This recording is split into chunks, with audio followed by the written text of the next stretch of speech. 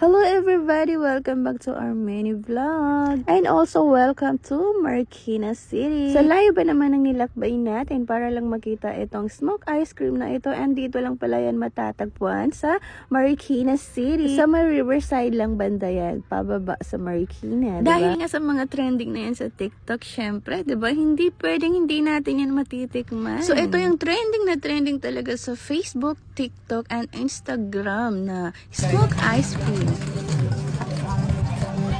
Pero in fairness, look at the kuya. Ang galing-galing niya mag-scramble, char, magpa-ikot-ikot, na umuusok na balls. Shout out sa'yo, kuya.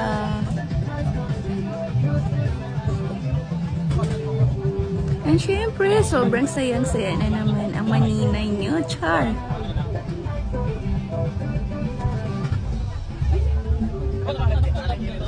Ayan na, tikman na natin.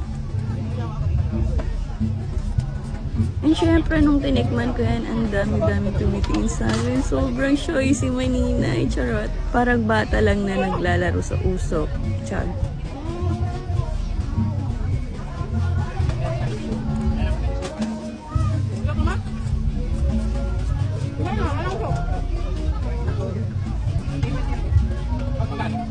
Pero in fairness, masarap siya. Parang lasang ice cream talaga siya.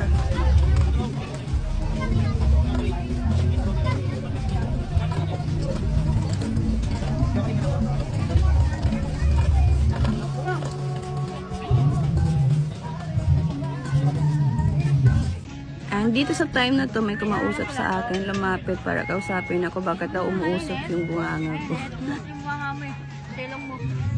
Para daw akong dragon na umuusok yung bunganga.